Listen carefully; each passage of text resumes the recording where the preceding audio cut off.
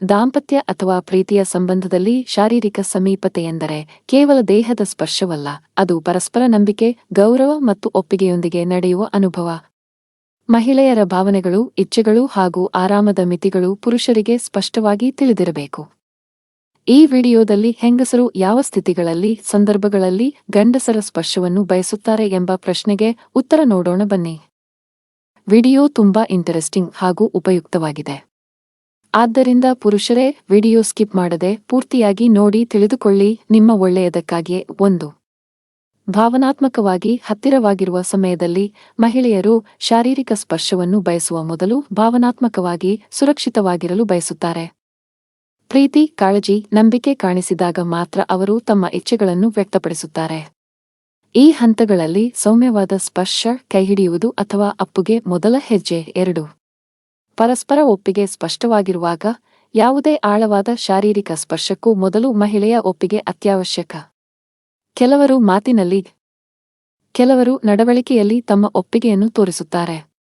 ಆದರೂ ಅನುಮಾನ ಇದ್ದರೆ ಕೇಳುವುದು ತಪ್ಪಲ್ಲ, ಕೇಳುವುದೇ ಗೌರವದ ಸೂಚನೆ. 3. ಆರಾಮ ಮತ್ತು ಗೌಪ್ಯತೆ ಇರುವ ವಾತಾವರಣದಲ್ಲಿ ಆರಾಮದಾಯಕ ಸ್ಥಳ, ತೊಂದರೆ ಇಲ್ಲದ ಸಮಯ, ಗೌಪ್ಯತೆ ಇವೆಲ್ಲವೂ ಮಹಿಳೆಯ ಆರಾಮಕ್ಕೆ ಕಾರಣವಾಗುತ್ತದೆ. ಆತುರ ಅಥವಾ ಒತ್ತಡ ಇದ್ದರೆ ಅವರು ಅಸಹಜವಾಗಬಹುದು. ಶಾಂತ ವಾತಾವರಣದಲ್ಲಿ ಮಾತ್ರ ಆಳವಾದ ಸಮೀಪತೆಗೆ ಮನಸ್ಸು ತೆರೆದುಕೊಳ್ಳುತ್ತದೆ. 4. ನಿಧಾನತೆ ಮತ್ತು ಸೌಮ್ಯತೆಯನ್ನು ಅನುಭವಿಸುವಾಗ ಮಹಿಳೆಯರು ಸಾಮಾನ್ಯವಾಗಿ ನಿಧಾನ ಮತ್ತು ಸೌಮ್ಯವಾದ ಸ್ಪರ್ಶವನ್ನು ಇಷ್ಟಪಡುತ್ತಾರೆ. ಆತುರದ ವರ್ತನೆ ಅವರಿಗೆ ಅಸಹಜ ಭಾವನೆ ಕೊಡಬಹುದು. ಅವರ ಪ್ರತಿಕ್ರಿಯೆ, ಉಸಿರಾಟ, ಮುಖಭಾವ ಇವೆಲ್ಲವನ್ನೂ ಗಮನಿಸುವುದು ಮುಖ್ಯ. 5. ತಮ್ಮ ಇಚ್ಛೆಯನ್ನು ತಾವೇ ವ್ಯಕ್ತಪಡಿಸಿದಾಗ ಪ್ರತಿ ಮಹಿಳೆಯ ಇಚ್ಛೆ ಒಂದೇ ರೀತಿ ಇರದು.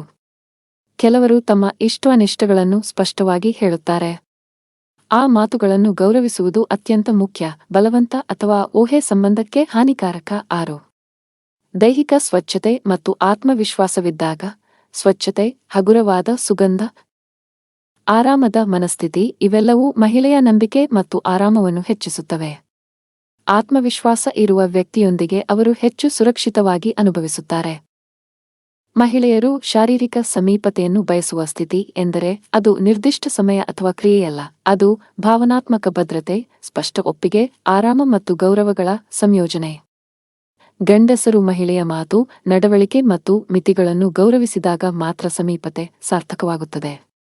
ನೆನಪಿಡಿ, ಸಂಬಂಧದಲ್ಲಿ ನಿಜವಾದ ಸುಖವು ಬಲವಂತದಿಂದ ಅಲ್ಲ, ಪರಸ್ಪರ ಒಪ್ಪಿಗೆಯಿಂದ ಮತ್ತು ಪ್ರೀತಿಯಿಂದಲೇ ಹುಟ್ಟುತ್ತದೆ. ಸ್ನೇಹಿತರೆ, ಈ ವಿಡಿಯೋ ನಿಮಗೆ ಇಷ್ಟವಾಗಿದೆ ಎಂದು ಭಾವಿಸುತ್ತೇನೆ.